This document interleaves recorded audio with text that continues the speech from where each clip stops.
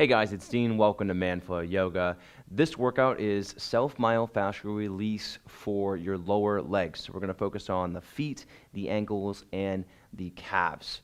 We're going to be using a variety of tools today. We have the hypersphere. We have a lacrosse ball.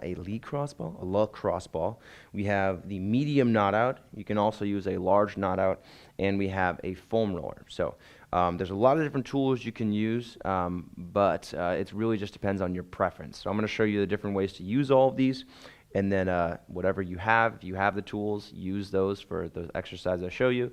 If you want to get the tools, I'll also tell you how to get those tools to do these exercises. So first one we're going to do, I'm going to use a medium firm knot out for the soles of my feet. So I'm going to work on my plantar fascia. So you've probably heard of plantar fasciitis, which means inflammation of that fascia. So one way to help stave that off is through self-myofascial release for the soles of your feet. So the first thing we're going to do, and this is extremely important for your ankles, for taking care of your feet, even for calf mobility, is working out the soles of your feet with a medium knot out. Now you can also use a lacrosse ball. I've heard people using golf balls as well as, and you can even use the large knot out. Now typically the smaller you get, the more intense it gets. So me using the large knot out doesn't feel very intense, but if you're newer to this, then the large knot out might feel appropriate. So I'm going to be using the medium firm. I want to put as much weight as I possibly can into this. Now, this is an exercise that I will do before anything. I'll do this before I go running. I'll do this before yoga. I'll do this before I go to bed. This is just an amazing exercise that you should probably be doing on a very, very regular basis. If not every day, maybe every other day. A reason being because we wear shoes. And that really constricts our feet.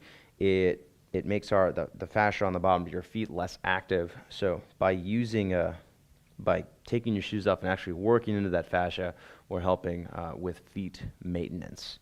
It also helps to release the muscles in your calves. So if you have really tight calves or even tight hamstrings, this is a really important exercise for helping to release tightness there. So notice how I'm not like moving quickly up and down on this. I'm moving very slowly. So I'm slowly kind of kneading my way from just behind my toes to just in front of my heel. You can also somewhat get inside. So I've been doing kind of right on the bottom of my foot, but you can also turn your foot just a little bit and kind of get on the bottom inside of your foot. So that's another kind of good area to hit. And just really slow control, just kind of trying to learn more about the bottom of your foot. All right, so that's the first one. And then from here, we're going to work on the outer shins. So we're going to use the medium firm again. We're going to come onto your sides a little bit, kind of like you're doing a foam roller on your sides. And we're just going to roll on the outside of the shin on that knot out. So we're working on the anterior tibialis muscle. So that's the front of your shins. It's really the outside of your shins. So just kind of rolling up and down on that, going all the way down to the ankle. Again, this is kind of an awkward position, but this is just the best way to get it. I like using the medium firm knot out here as opposed to the lacrosse ball because it doesn't move as much. So it stays in place more. I don't have to worry about it kind of slipping away or moving out. The medium knot out stays in place pretty well. So I'm going to do that outside of my shin for a minute or two, and then I can also do my calves. So there's a variety of ways to do your calves. You can do this with we can do this with a foam roller, right? Just rolling kind of like this. That's a little less intense just because it's a foam roller, which is why I prefer the balls or the mobility tools or the lacrosse balls. So medium knot out. We can start kind of just above the foot, kind of at the Achilles tendon, and we can work our way up to where the knee or where the calf starts, just behind the knee. So we're going to work that whole area. And again, kind of like you saw me do, I started on the outside of my shin. I can also turn a little bit to the inside, right, and kind of get the inside of my calf and attack that a little bit differently. So there's a variety of ways that I can do this. I can use a medium knot out for this. I can use the foam roller for it if I want to be a little bit less intense. If I want to target, I'm going to use the medium knot out or a lacrosse ball. So lacrosse ball, show you how to do that. Again, pretty much the same. It can be a little bit more intense just because it's a little bit harder. So I can target a little bit easier with the lacrosse ball. I can find a specific spot. Just kind of rolling around there.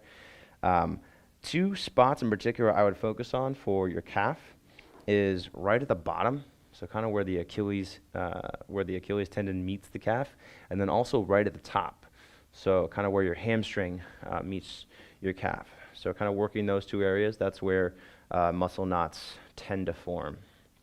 So I'm going to work on those two areas. All right, so I've shown you what you can do with the lacrosse ball and the medium firm, which are pretty medium firm knot out, which are pretty interchangeable. It just depends on which one you prefer.